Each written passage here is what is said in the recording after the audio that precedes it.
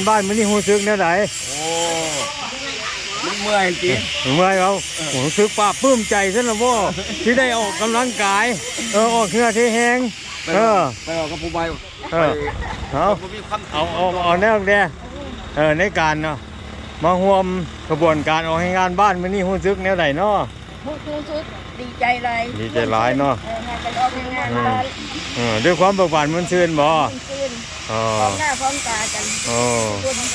ใจกันไปอย่างนี้นะหันแน่นความสามัคคีเนาะเพราะทุกคนมันก็อยู่ในอันนี้จังอนัตตาหั่นแหละเนาะ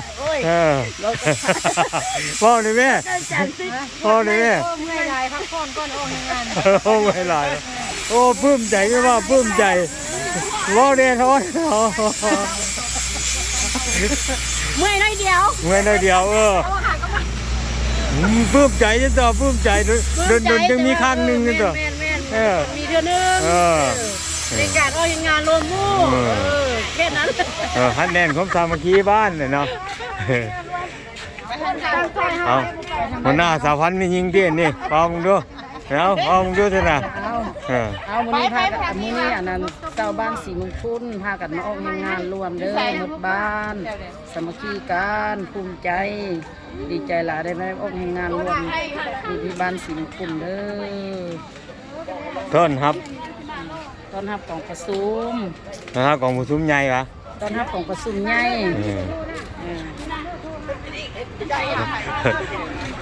นี่เด้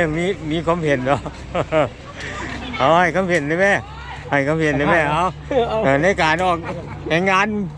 รวมบ้านมื้อนี้รู้สึกเท่าไหร่เนาะเอาคนมาหลายร้อนสึกดีใจตัวบ้าปลื้มใจที่ได้เห็นหน้าเห็นตาเพราะว่าคนเฮานี่ตื่นเช้ามาเห็นหน้าจังค่อยว่ายังเนี่ยเป็นหลักปั๊มมันบอกโอ้เอาในบ้านว่าเลยแม่ในบ้านในการออกงานมื้อนี้รู้สึกได้ไหนเนาะโอ้รู้สึกดีใจหลายประชาชนหลายรถหลายหน้าหลายตามาออกงานมื้อนี้นะ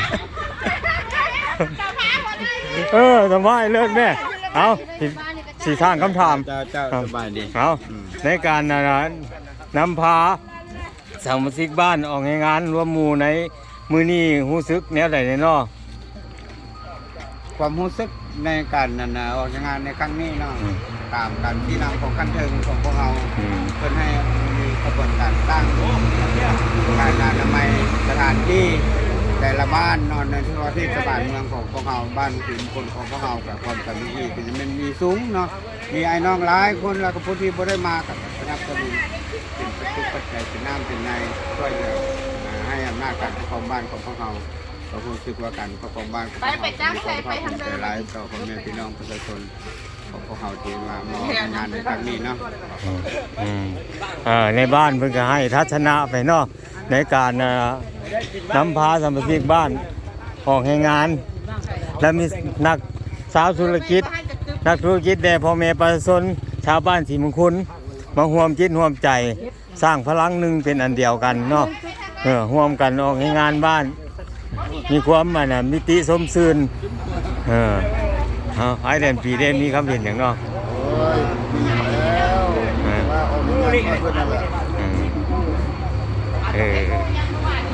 ว่ากันสามัคคีกัน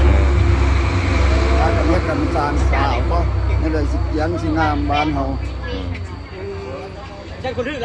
ในการออกงานบ้านมื้อนี้รู้สึกแนวใดเนาะประธานแนวเพิ่นเด้อเพราะบ้านใหญ่นี่เจ้าโคตรหลวงตาที่เขาบ่ได้ปะได้ติ้งเงินคำสั่งของหน้าของพอมาฮอดแล้วก็เลยหน้าขึ้นมาสุขบ้านเมืองแล้วที่อยู่ในบ้านของงานทุกแต่งงานตอนจะแต่งใหม่นะครับต้องมีวิธีการของขั้นตอนบริจัดเนาะได้มันจะเป็นแบบเข้ามุกเข้าใจกันกับเขาอยู่หน้าเลยแล้วได้สมมาสมควรแล้วเนาะเข้าไปจังเบิ้งบางทีได้ดีขึ้นบางทีปรับปรุงขยายอะไรก็จะได้ดีขึ้นก็ได้ขึ้นมาแล้วทำหน้ากับพวกผมก็ลงในนั้นเนาะเข้าใจ